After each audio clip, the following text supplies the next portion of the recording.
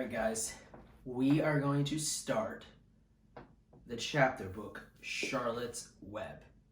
We read it every year, and it is my favorite chapter book ever written. And we're going to read it while we learn about hatching chickens and how chicks grow inside an egg, and read our spring and farm books. We're gonna do it right here. Even though we can't be together, we're still gonna do this stuff. All right. So, Chapter 1, Charlotte's Web, written by E.B. White.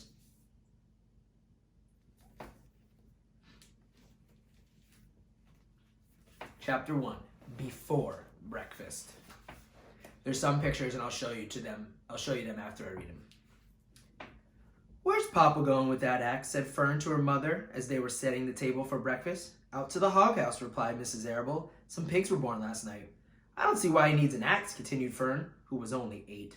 "Well," said her mother, "one of the pigs is a runt. It's very small and weak, and it will never amount to anything. So your father's decided to do away with it." "Do away with it?" shrieked Fern. "You mean kill it, just because it's smaller than the others?" Mrs. Arable put a pitcher of cream on the table. "Don't yell, Fern," she said. "Your father is right. The pig would probably die anyway." Fern pushed her hair out of the way and ran outdoors. The grass was still wet, and the earth smelled of springtime. Fern's sneakers were sopping wet by the time she caught up to her father. "Please don't kill it," she sobbed. "It's unfair." Mr. Arable stopped walking. "Fern," he said gently, "you will have to learn to control yourself." "Control myself?" yelled Fern. "This is a matter of life and death, and you're talking about controlling myself?" Tears ran down her cheeks, and she took hold of the axe and tried to pull it out of her father's hand. Here's a picture of Fern doing that.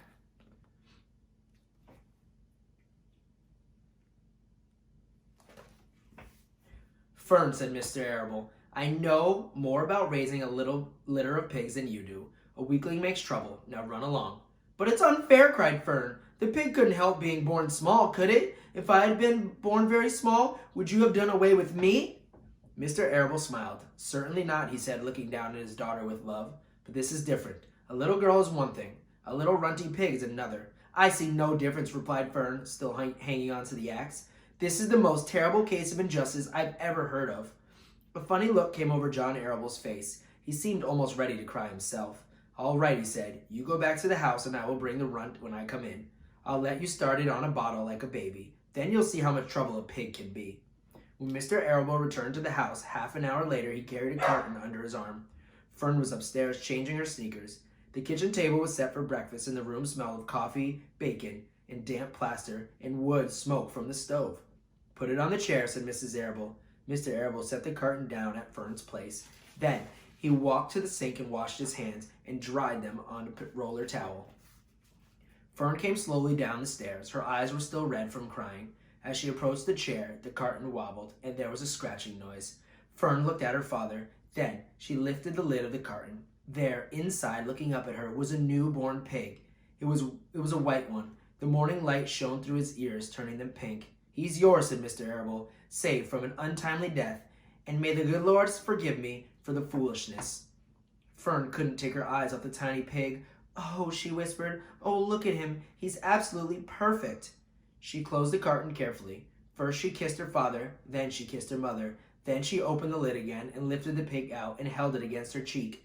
At this very moment, her brother Avery came down into the room. Avery was 10. He was heavily armed with an air rifle in one hand and a wooden knife in the other. "What's that?" he demanded. "What's Fern got?" "She's got a guest for breakfast," said Mrs. Arable. "Now wash your hands and your face, Avery." "Let's see it," said Avery, setting the gun down on the table. "You call that miserable thing a pig? That's fine specimen of a pig. It's no bigger than a white rat." "Wash your hands and eat your breakfast, Avery," said his mother. "The bus will be along in a half an hour."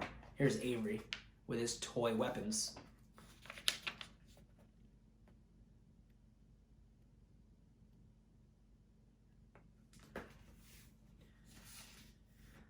"Can I have a pig too, Pop?" said Avery. "No, I only distribute pigs to early risers," said Mr. Arable. Fern was up at daylight trying to rid the world of injustice. As a result, she has a pig. A small one, to be sure, but nevertheless, it's a pig. It shows what can happen if a person gets out of bed promptly. Let's eat.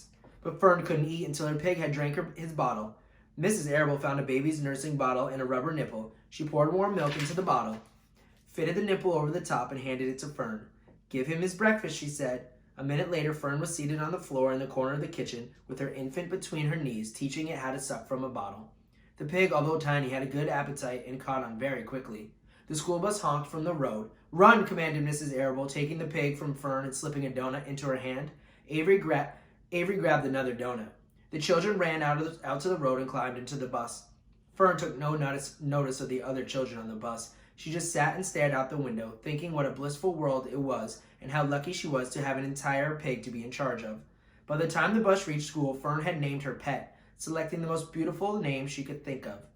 Its name is Wilbur," she whispered to herself.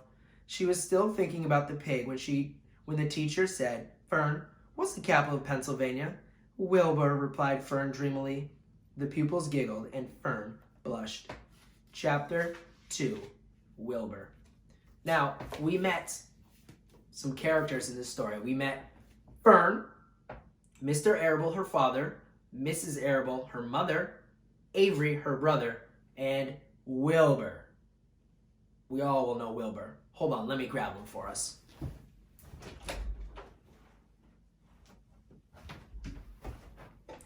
Here's Wilbur. I'm taking good care of him, feeding him his bottle every day. See you tomorrow.